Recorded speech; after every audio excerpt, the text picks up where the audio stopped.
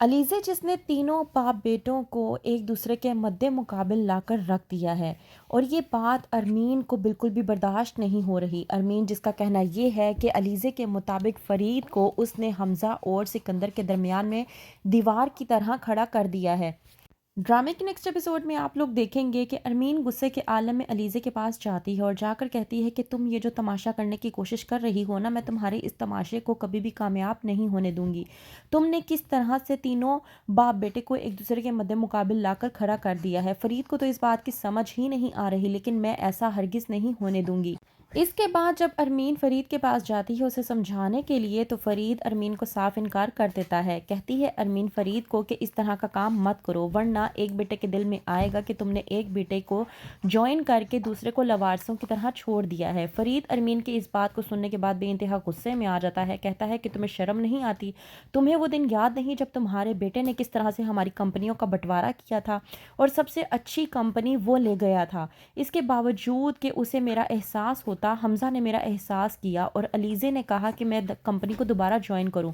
तो मैं तुम्हें एक बात बता दूं कि मैं तुम्हारी बात को नहीं मानने वाला।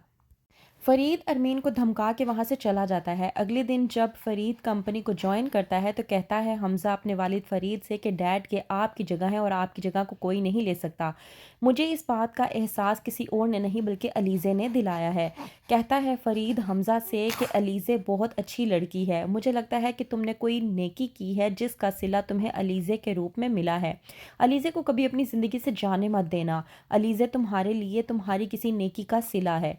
अलीज़े के लिए अपने वालिद फ़रीद के दिल से ये बात निकलती हुई सुनकर हमज़ा बहुत ज़्यादा खुश हो जाता है कि कोई और नहीं तो कम से कम उसके वालिद फ़रीद को तो अलीज़े अच्छी लगने लगी है। वहीं पर दूसरी तरफ निम्रा को अलीज़े के साथ देखकर अरमीन और भी ज़्यादा गुस्से में आ जाती है। अरमीन जो अलीज़े को एक नज़र पसंद नहीं करती, वो इस बात को बेहद नापसंद करने की कोशिश कर रही है कि उसकी बेटी निम्रा अलीज़े के साथ क्या कर रही है।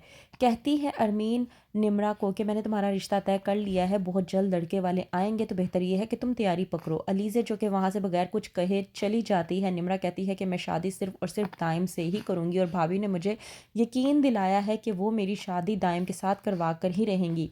निम्रा की ये बात सुनने के बाद अरमीन बेहद गुस्से में आ जाती है और बगैर कुछ सोचे समझे सीधा निम्रा के मुंह पर ज़ोरदार थप्पड़ रसीद कर देती है और कहती है कि तुम मेरी बेटी हो, मैं तुम्हारी माँ हूँ। वो तुम्हारी माँ नहीं है जो तुम्हारी ज़िंदगी के फ़ैसले करेगी।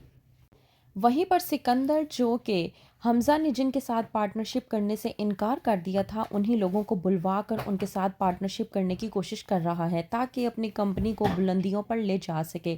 लेकिन फ़रीद को जब इस बारे में मालूम होता है तो वो कहता है सिकंदर का दिमाग ख़राब हो चुका है। फ़रीद अपने पास सिकंदर को बुलवाता है और कहता है कि तुम जिस लोगों के साथ कंपनी में बंधने जा रहे हो वो तुम्हारे लिए बिल्कुल भी ठीक नहीं है। वो तुम्हारी कंपनी को नुकसान पहुँचा सकते हैं और तुम्हारे साथ भी कुछ गलत कर सकते हैं।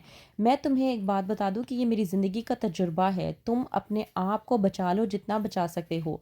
वहीं पर सिकंदर अपने वालिद फ़रीद को कहता है कि आपको मेरी फ़िक्र करने की ज़रूरत नहीं है। अपनी कंपनी को बुलंदियों के मुकाम पर किस तरह से लेकर जाना है ये मैं बखूबी जानता हूँ। और रही बात आपके तजर्बे की, तो ये तब कहाँ था जब मुझे आपके इस तजर्बे की और आपकी ज़रूरत थी। फरीद समझ जाता है कि सिकंदर किसी की भी नहीं मानने वाला।